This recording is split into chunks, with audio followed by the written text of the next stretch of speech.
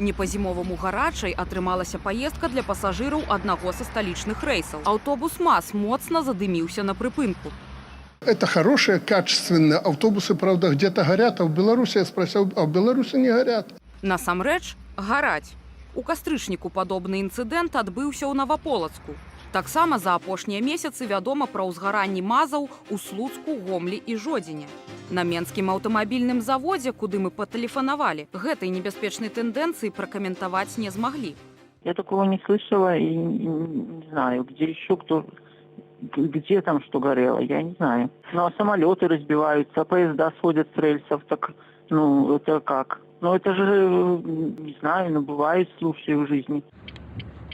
А гэта ўжо Расія, Санкт-Петербург, 1 снежня. Таксама гарыць беларускі МАЗ. Летась рэжым Лукашэнкі прадаў туды 900 аўтобусаў. Больш чым 130 з іх знялі з рэйсаў на пачатку жніўня праз рызыку ўзгарання. На фоне гэткіх інцыдэнтаў, зафіксаваных і ў іншых расійскіх гарадах, сам Лукашенко неаднойчы спрабаваў апраўдацца. Писали, загорелся автобус. Там, говорят, да нет, ничего не загорелось, просто замыкание какое-то там. Очень популярные автобусы наши, очень. Мы не успеваем удовлетворять потребности. Конкуренты нас начинают придушивать, ссылаясь на то, что там пожар в Питере.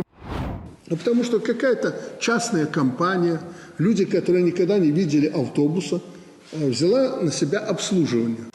Тое, што цяпер адбываецца з беларускімі аўтобусамі, вынік заходніх санкцыяў, мяркуюць нашыя эксперты. Пад абмежаванне еўразвязу МАЗ трапіў у 2021 годзе. У тым ліку за фінансавае падтрыманне рэпрэсіяў супраць беларусаў. А сёлета санкцыі ўвялі і Злучаныя Штаты. Раней узгаранняў не было, ці іх было менш, цяпер іх стала больш. Што змянілася паміж раней і цяпер? Змянілася тое, што яны пачалі карыстацца комплектуючымі з Расіі, з Китаю і там бог ведае адкуль. Прынамсі тады ж, у 2021 на МАЗе пачалі выкарыстоўваць рухавікі і скрыні пасуванняў, што выпускаюць рэзідэнты парку «Вялікі камень», супольныя беларуска-кітайскія кампаніі. Справа не ў тым, што гэта кітайскія некія вытворцы.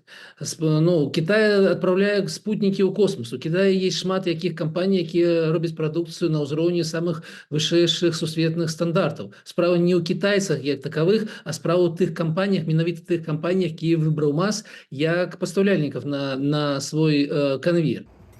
Пры гэтым у планах МАЗу павялічыць аб'ёмы выпуску тых жа аўтобусаў, тралейбусаў і электробусаў амаль удвая, да 3000 адзінак. Дзеля гэтага прадпрыемства ўжо пачало будаваць новы завод, што маюць увесці ў эксплуатацыю на пачатку 2025 года. Але калі сітуацыя з якасцю транспарту да таго часу не зменіцца, ці застануцца ў МАЗу рынкі збыту ўвогуле?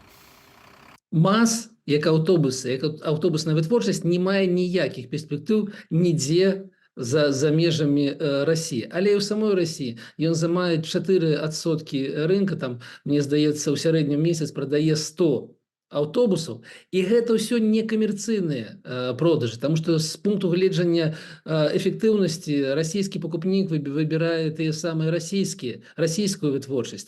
Тыя ж расійскія медыі паведамляюць аб праблемах з якасцю прадукцыі яшчэ аднаго падсанкцыйнага прадпрыемства – Белкамунмашу. Днямі ў Екатеринбурзе ў некалькіх беларускіх тралейбусах падчас руху адваліліся гэтак званыя рогі.